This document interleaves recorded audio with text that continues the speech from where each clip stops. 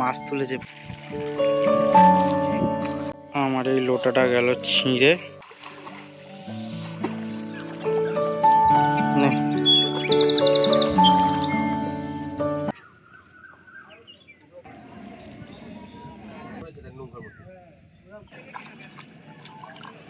বেলে মাছ। Hello, welcome to Kunal পাত্র blogs. কেমন আছো সবাই? আশা করছি সবাই ভালো আছো। আজকে ভাবছি গঙ্গায় একটু মাছ ধরতে যাব, কেমন হবে সবটা তোমাদের দেখাবো। চলো আজকে ব্লগটা শুরু করা যাক।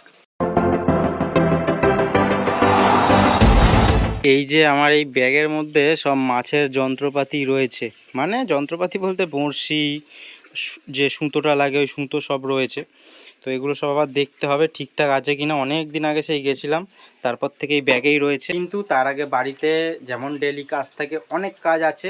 এখন মা চাল ধুচ্ছে, ভাত বসাতে হবে, তারপরে একটুখানি জঙ্গল টঙ্গল ঘাস পরিষ্কার করতে হবে, কারণ বৃষ্টি হলেই তো আবার বড় হয়ে যাবে। তাই মিলাঝুলা কাজটা আগে একটুখানি দুপুরের আগে করে নিই, খাওয়া দাওয়ার আগে, তারপর তোমাদের সবটা দেখাবো। মাছ ধরতে যে যাব তার আগে দেখে নিতে হবে যে সব কিছু ঠিকঠাক আছে কিনা, কারণ অনেক দিন হয়ে গেল মাছ ধরতে যাই না। তার একটাই কারণ হচ্ছে এই গরমের জন্য। তো কাঁটা কেমন আছে, মানে বড়শিগুলো কেমন আছে সেগুলো ঠিকঠাক খেয়াল নেই, কারণ নতুন বড়শি কিনে নিয়ে এসেছিলাম আমি আর উত্তমদা।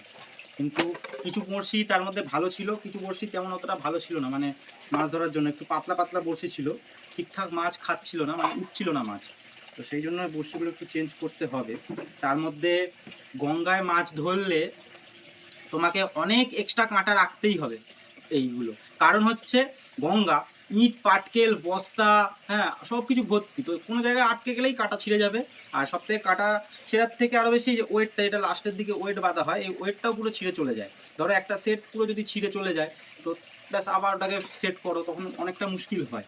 তো সেই জন্য দেখো এটা ছিঁড়ে গেছিলো, আমি যা এখন খেয়াল মানে দেখছি, যা আমার খেয়াল ছিল না, একটা মাত্র কাঁটা রয়েছে, আর কিছু নেই। আমি ফেলি হচ্ছে দুটো করে কাঁটা থাকে আর সামনে ওয়েট থাকে, এরকমভাবে দূরে ফেলি, হুইল বলে যেটাকে, কিন্তু বোতলের এরকম হুইল, মানে হচ্ছে সেই গোল যেটা থাকে সেরকম কলের মতন। ওরকমভাবে অত খরচা করে লাভ নেই, কারণ হচ্ছে শখে ধরি কোনো কোনো সময়তে। যেটা লোটার কথা বলেছিলাম দেখো আমি রেডি করে নিয়েছি, আর এর মধ্যে নিয়েছি হচ্ছে মাছের টোপ। আর এই যে ভোলা এসছে, ভোলা 3খানা ছিপ নিয়ে এসছে, ও চিংড়ি মাছ ধরবে আর আমি ধরবো হচ্ছে দূরে ফেলে ট্যাংরা মাছ। তো যাই হোক অল্টারনেট করে ধরবো, সবকিছু সরঞ্জাম নিয়ে নিচ্ছি। ও আবার বড় একটা ব্যাগ নিয়ে এসেছে। কখন কখন কাজে যাস, এই করিস, ব্লগ করিস, আবার মাছ কখন করিস সব? এই ছুটি নিয়েছি, শরীরটা ভালো ছিল না, তাই একটুখানি দিলাম। চলো মাছ ধরাটা ভালো ইন্টারেস্টিং হতে চলেছে। তার আগে লাইক আর কমেন্ট করে তোমাদের জানাতেই হবে। তোমরা তো অনেকেই ভিডিও দেখো কিন্তু কমেন্ট করে কেউ জানাও না কেমন লাগছে। মেঘলা করেছিল, ভাবলাম মাছ ধরতে সুবিধা হবে, আবার রোদ্দুর উঠে গেল।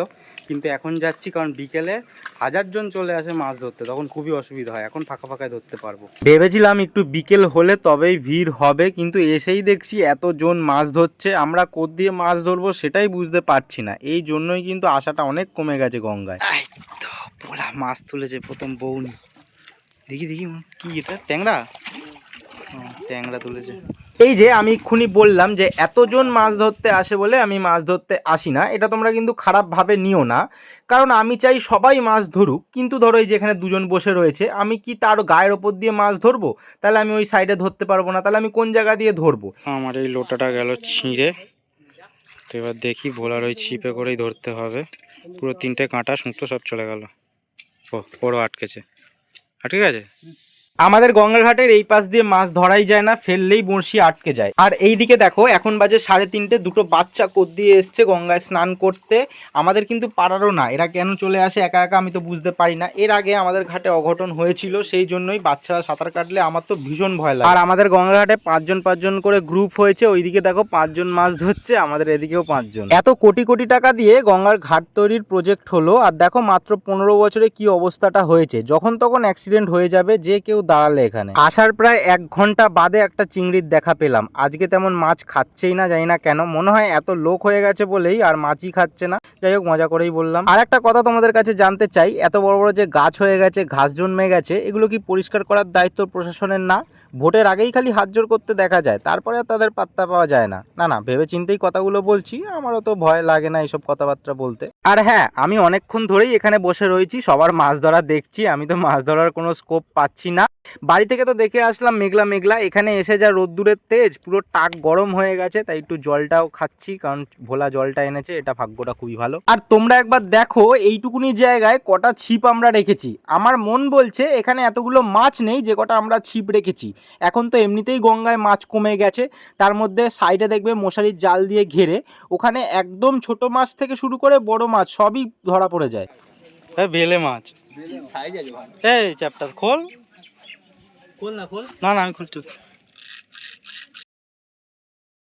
দূরে যে বড় নৌকাটা দেখতে পাচ্ছ, ওই নৌকাটার পেছন দিকে দেখো ছোট্ট মতন একটা নৌকাতে মাছ ধরছে দুজন মিলে। এই নৌকাগুলো আগে দেখতাম গ্রামে বড় ভেড়িতে বা বড় ঝিলের মধ্যে মাছ ধরতো, এখন এগুলোতেও দেখছি গঙ্গাতে মাছ ধরছে।